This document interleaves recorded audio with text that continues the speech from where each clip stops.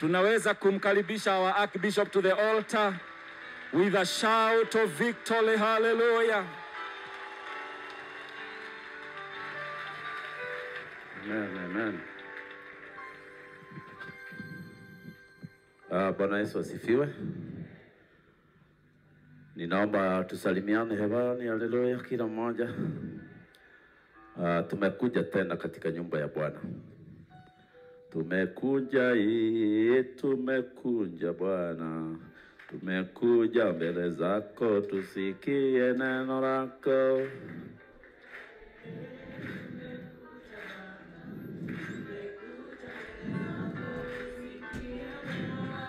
Mambo ya dunia yamekuwa mabaya, ndiyo sasa tumekuja tusikie neno lako.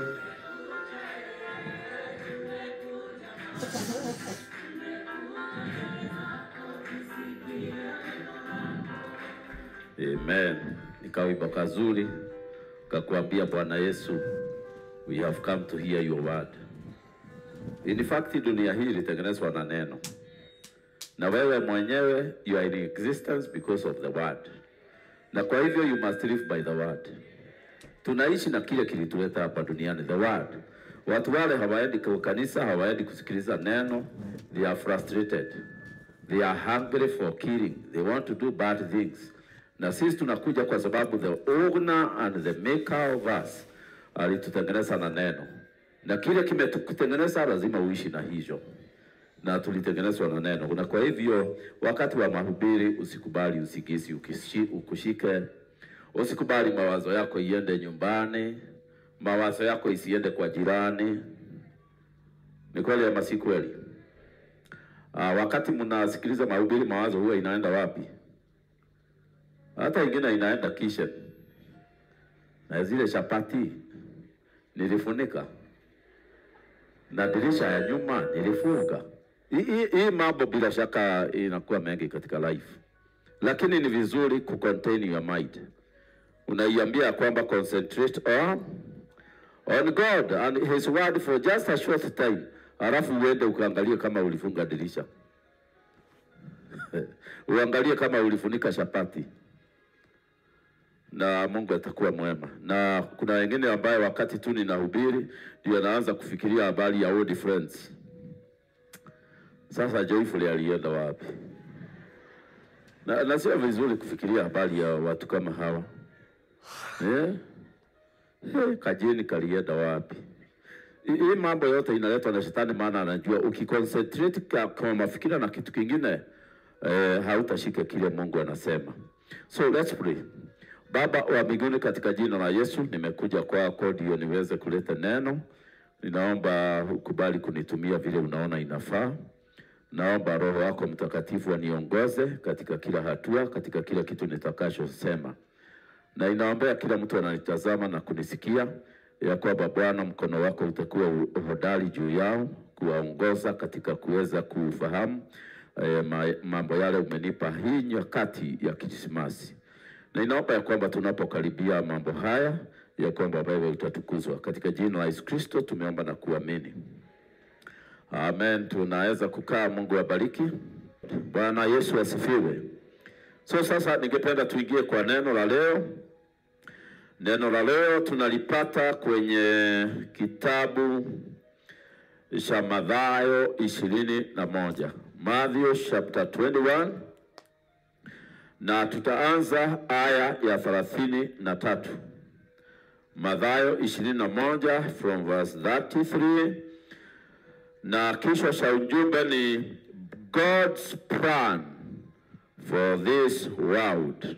Mpango wa Mungu wa ulimwengu huu umewekwa wote kwenye Matthew 21:33, na ni Yesu alituambia na akatufunulia what God is planning for this world from the beginning to the end. Anapanga nini Bwana Mungu wa mbinguni kuhusu dunia hii kuanzia Adam mpaka kumalizia. Na kulingana na vile tunaona kwenye vitabu vya history na kwenye taratibu za Mungu za kufanya kazi. Maana Mungu alifanya kazi na wiki moja. Wiki moja ni siku 7. Na Biblia inasema siku moja ni siku ngapi kwa Mungu? Ni miaka mingapi? Bwana Yesu asifiwe.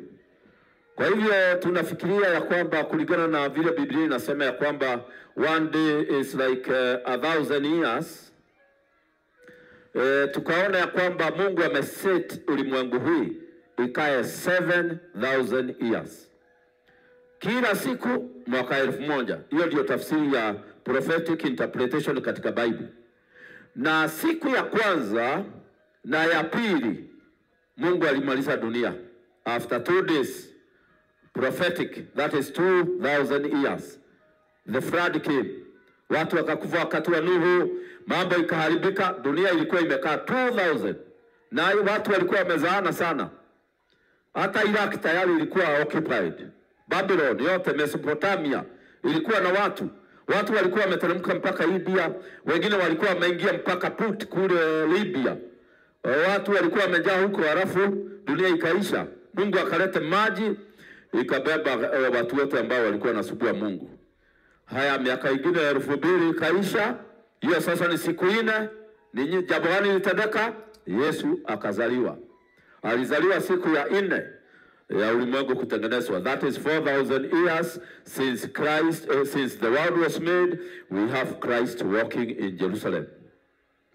Sasa kuanzia wakati Kristo alikuja hapa Jerusalem, siku ingine 2, ni kitu gani itatendeka? After another 2,000 years, Yesu atarejea duniani. Na Biblia inasema sasa after hiyo, sasa hiyo ni 6 days. Hebrews, kitabu cha Wahibrania, kinasema siku ya 7 ni ya Bwana. Inaitwa millennium. Na imeandikwa ya kwamba Mungu mwenyewe ndiye atakuja hapa duniani, atawale pamoja na watakatifu miaka 1,000. Kwa hivyo miaka 6,000 imepewa binadamu wafanya vile wanataka duniani. Mwaka wa 7,000 ni wa Mungu mwenyewe atawale, na siku hizo atatawala. Biblia inasema ya kwamba shetani atakuwa amefungiwa gerezani. Shetani na demons zote, na niliwaambia demons zilitokanga wapi. Demons zote ni party ya angels ambayo walianguka na shetani hapa duniani wakati alifukuzwa mbinguni. Shetani ndiye alikuwa na mabawa, anakaa pale mbele ya kiti cha enzi cha Mungu, alikuwa anafunika hapo na mabawa. Na Biblia inasema shetani akiumbwa na Mungu, maana ni Mungu alimuumba, alimweka music. Na ndio unaona ulimwengu wa dunia hawakushagi music. Shetani ile music aliwekwa haiwezi kuisha hata dunia ikikaa miaka ingine 40,000. Biblia inasema akiinua mabawa, music mpya huwa inatoka every day. Akifanya hivi, new music comes out. Kuna siku alifanya hivi, reggae ikatoka. Kuna siku alifanya hivi, hip hop ndio hiyo. Kuna siku aliinua hivi, rumba ikatokea. Kuna siku aliinua hivi, mudhongo ikatokea. Na kuna siku aliinua hivi, wanawake wakaanza kutigiza huko nyuma wakirudi reverse. Na ni shetani tu ameinua mabawa. Kwa hiyo kuna music nyingi, na ni makosa sana sisi nyimbo za kuabudu Mungu tukikope shetani badala ya kutafuta Mungu atupatie tune na beat na music na kila kitu. Maana ndiye aliweka kwa shetani. Kwa hivyo hakuna nyingine nyingi aliwachwa nazo. Kama aliweka shetani na kamweka music, then he can be able to put music in his church. Na sio vizuri kukope dunia, si vizuri kanisa likope ulimwengu. Hata tunakuja hapa kuambia wanawake Sunday, wadada mpendao Kristo, tigizeni kiuno kwa sababu ya Bwana. Tuanza kurudi reverse hivi. Hata kwa sababu ya Bwana. Bwana gani? Labda mabwana wa dunia. So that's it. Shetani sasa akatengenezwa na music, na alikuwa anafunika mahali hapa pale patakatifu. Na sasa wakati aliona ya kwamba anatawala sana, akapendeka. Biblia inasema alikuwa ameumbwa na mwangaza aina nyingi. Ndio alikuwa na rainbow colors. Ndio unaona mahali wanafanya mambo ya kishetani wanaweka rangi nyingi kama zile za disco light. Nyingi alikuwa nazo. Lakini wakati aliona vile anapendwa, anaabudiwa, akiongoza kuabudu vile anaheshimika, wazo likamuingia. Biblia inasema kwenye kitabu ya kwamba wazo liliingia shetani ya kwamba hata yeye anaweza kuwa Mungu. Na wakati Mungu alikuwa ameenda kufanya shughuli zingine, shetani akakusanya malaika. Akamwambia, sasa mimi niko na plan. Mimi naweza kuwa Mungu, maana ninafanya kazi yote, ninajua mahali anakaa, nimekaa na yeye hapa siku nyingi. Kwa hivyo na mimi nataka kuambuliwa. Wakati aliongea hiyo maneno, Biblia inasema kiwango cha 3 cha theluthi ya 3, 1/3 ya malaika wakasema wamekubali. Na hawa ndio principalities, wale wanasimamia dunia. Wale ndio wanatawala. Wengine wanadili na uchawi, wengine wanadili na mitishamba, wengine wanadili na usherati, wengine wanadili na kuabudu shetani, wengine hiyo mambo yote ya uchafu iko na angels ambao tunawaitanga fallen angels ambao wanasimamia.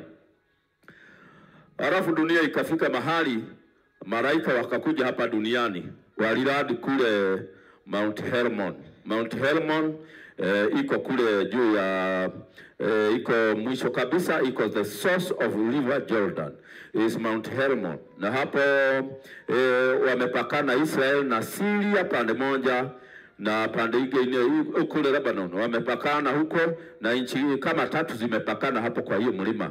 Na hiyo mlima ndio malaika walishukia hapo. Waliposhuka wakaingia huko, wakaona wanawake warembo, wakasikizana na kina mama, wakawaoa, wakazaa giant.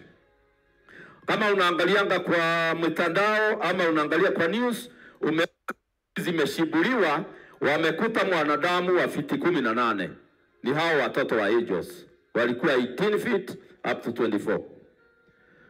Na katika factory zote za Kenya tuko na hadithi za majitu. Hata huko Kikuyuni tuko na nganoshia malimu. Kwa hivyo kila binadamu wanaishi duniani wanajua kuna wakati kulikuwa kuna tawaliwa hapa duniani na giants. Ndio walikuwa king, ndio walikuwa queens, ndio walikuwa wakubwa, ndio walikuwa wanaongoza binadamu, mpaka Mungu akaghadhabika, akatuma maji. Sasa shetani akashindwa kutawala dunia na hao majitu, akaenda kutengeneza plan number 3. Na hiyo plan ndio sasa inaendeshwa sasa. Na siku ile hiyo plan itafika mwisho, anza kuwekwa namba kwa watawekwa namba kwa mkono, na hakuna mtu atanunua ause bila hiyo namba.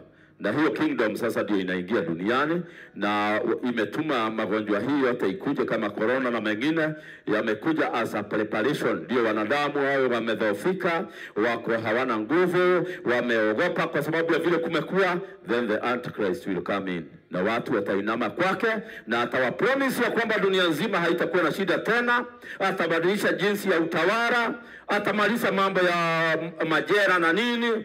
All these things will change, na ataweka sheria mpya. Na hizo sheria zikishawekwa, Wakristo wengi watazifuata wakifikiria ni za Mungu, lakini watakuja kujua wameshawekwa alama when it is too late. Sasa plani ya Mungu naye ni gani? Maana nimewaambia plani ya shetani, nimewaambia plani kidogo ya Mungu. Ni kwamba miaka 6,000 ikikwisha, kingdom za ulimwengu zibao, Yesu ashukue aanze kutawala. Na kulingana na Roman calendar, miaka 6,000 imeisha.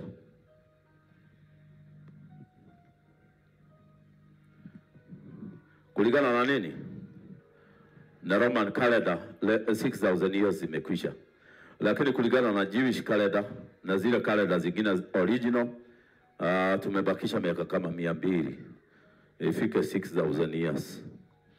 Na kile ningekuuliza ni kwamba kwa sababu hatujui miaka 6,000 ya Mungu itaishia wapi, alituambia ikikaribia kuisha kutakuwa na nini? Ate dunia itajaa mvuke wa moshi. Na leo ukitoka hapa, unajua zamani wale mmekuja Nairobi juzi, zamani tulikuwa tunapanda pale KICC. KICC ukipanda pale juu, kuna hoteli huwa inaenda round hivi, inasukuka pole pole, inasukuka hivi. Kama hujawahi kuenda, enda uitembelee siku moja.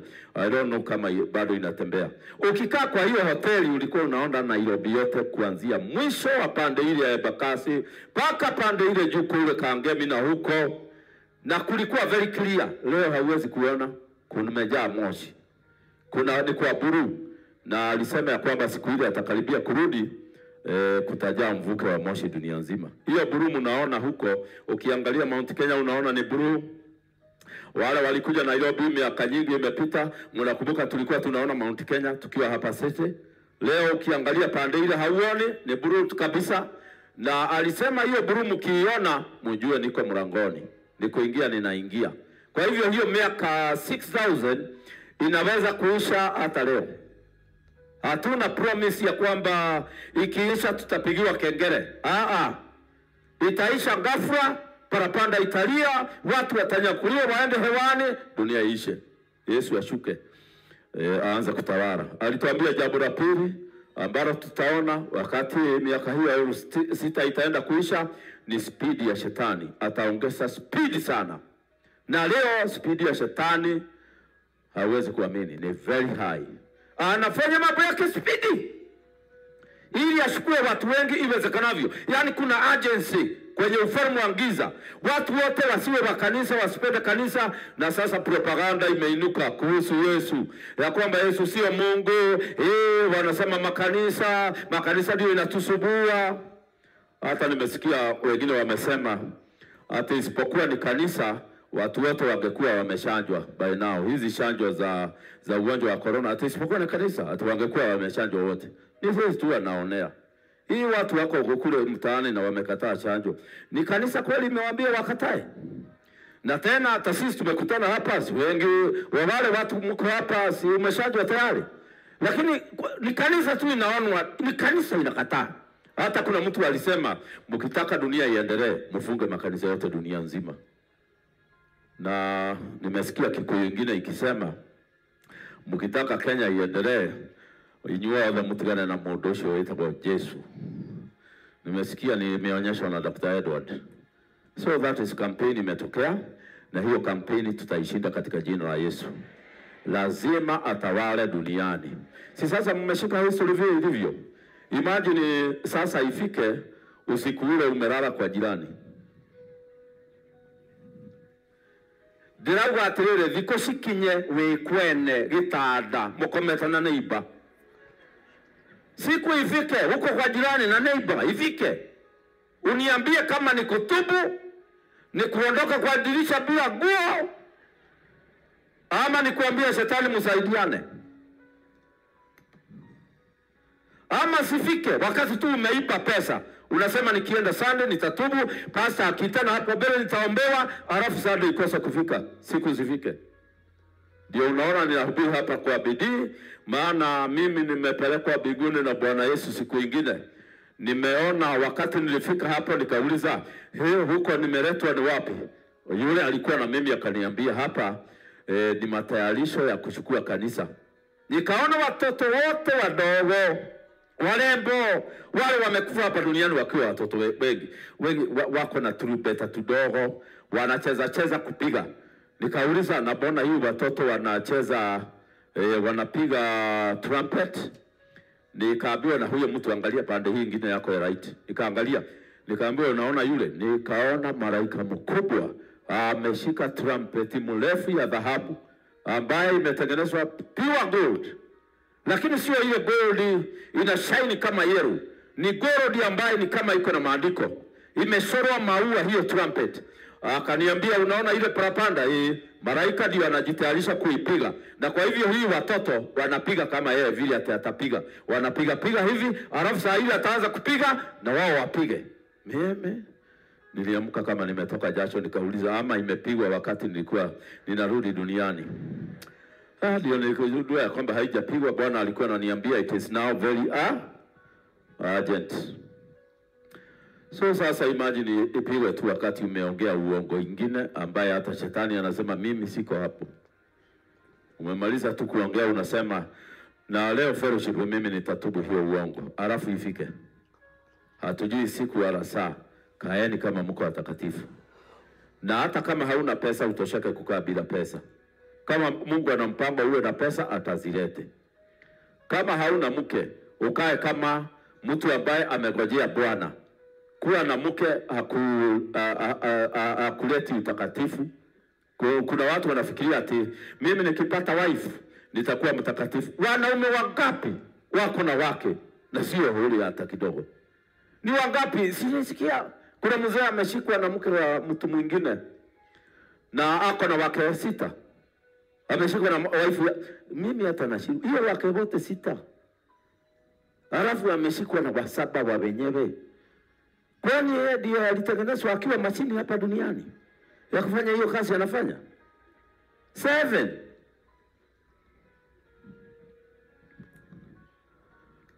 Sasa mnaona tufanyeje? Abia jirani, kaa tayari, Yesu anaweza kurudi. Sasa wacha tuone mpango wa Mungu. Mathayo 21:33 ndio tunasoma kuelekea hapo mbele.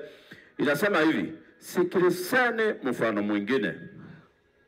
Kulikuwa na mtu mwenye nyumba, naye akapanda shamba la mizabibu, akalisugusha ugo, yani fence. Akashimba shimo la shinikizo ndani yake, akajenga mnara, akapangisha wakulima, akasafiri. Wakati wa matunda ulipokuwa karibu, akawatuma watumwa wake kwa wale wakulima wapokee matunda yake. Wale wakulima, mstari wa 35, wakawakamata watumwa wake, huyu wakampiga, huyu wakamuua, na huyu wakampiga kwa mawe.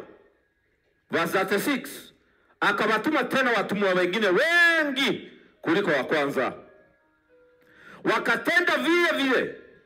Mwishowe akawatuma mwanawe kwao, akasema, watamuheshimu, watamustahi mwanangu. Verse 38, lakini wale wakulima walipoona yule mwana, wakasemezana wao kwa wao, huyu ni mrithi, haya na tumuue, tuchukue tutoe urithi wake. Verse 39, wakamkamata, wakamtupa nje ya shamba la mizabibu, wakamuua. Basi atakapokuja yule bwana wa shamba la mizabibu, atawatejaje wale wakulima? Wakamwambia atawaangamiza vibaya wale wabaya, na shamba la mizabibu atawapangisha wakulima wengine watakao mlipa matunda kwa wakati wake. Yesu akawaambia, hamukupata kusoma katika maandiko, jiwe walilolikataa waasi, hilo limekuwa jiwe kuu la pembeni. Neno hili limetoka kwa Bwana, nalo ni ajabu machoni petu. Verse 43, kwa sababu hiyo nawaambia, ufalme wa Mungu utaondolewa kwenu, na watapewa taifa lingine lenye kuzaa matunda yake. Naye aangukaye juu ya jiwe hilo atavujika, naye yoyote ambaye litamwangukia litamsaga tiki. Wakuu na makuhani na Mafarisayo waliposikia mfano yake, wakatambua ya kwamba anawanenea hawa. Nao walipotafuta kumkamata, waliogopa makutano, kwa maana wao walimuona kuwa nabii. Amen. Hiyo ndio neno la Bwana, na nimelisoma kwa njia ambayo mtaelewa. Neno mzuri, neno la baraka, neno la ushindi. Tumeona kitu cha kwanza ya kwamba Mungu ndiye hii mtu ambaye ameandikwa juu yake kwenye mstari wa 33. Hii mtu ambaye anasemekana mwenye nyumba alipanda shamba la mizabibu, ni Mungu wa mbinguni. Na shamba la mizabibu lilikuwa wapi? Eden, hapa duniani. Hata leo kuna matauni inaitwa Eden kule juu karibu na Middle East. Shamba la Eden lilikuwa limetoka River Nile, ilikuwa mpaka yake ni River Nile, na mpaka ule mwingine ni River Euphrates. Imeandikwa kwenye Genesis. Kwa hivyo katikati ya Euphrates na River Nile ndio shamba ya Eden. Kilomita nyingi. Adamu angeishi hapo na wale watu wengi. Mungu hakuwa anataka watu waende huko, wamekuja mpaka hapa. Alitaka wakae hapo, waende ni watosheke. Leo Eden hiyo yote ni jangwa. Ndio tunaitanga Sahara Desert, ndio tunaitanga Nubian, ndio tunaitanga Red Sea, ndio tunaitanga jangwa ya Sini, ndio tunaitanga wilderness of Paran. huko sasa ni jangwa tupu. Na shamba la Eden pande ya juu Kenya ilikuwa imefika wapi? Kuanzia Mount Kenya kwenda huko ilikuwa shamba ya Eden. Na walikuwa wameandika kwenye vitabu vya history ya kwamba shamba la Mungu mpaka wake wa pande ya chini ni mlima huko na barafu, na ni hii mlima ya Mount Kenya ndio ilikuwa mwisho kabisa. Na Musa mwenyewe kwenye vitabu vyake ameandika ya kwamba tulipokuwa tunaenda kupigana vita vya Farao, tuliona mlima ambaye uko na theluji na uko katikati ya jangwa na mahali ambapo pana joto. Walikuja mpaka Musa wakaona mpaka Mount Kenya wakipigana vita za Farao. Na wakati Musa alifika hapa Ethiopia akipiga maadui wa Farao, ndio waliteremka pande hii ya chini wakaenda mpaka South Africa. Aliongea na mfalme wa Ethiopia. Mfalme wa Ethiopia akamwambia Musa, kwa nini unapata ushindi mkubwa namna hii na wewe? Ninaona wewe ni tofauti na wa Misri. Ndio Musa alikaa kwake akamwambia, nitakwambia ni hadithi mrefu.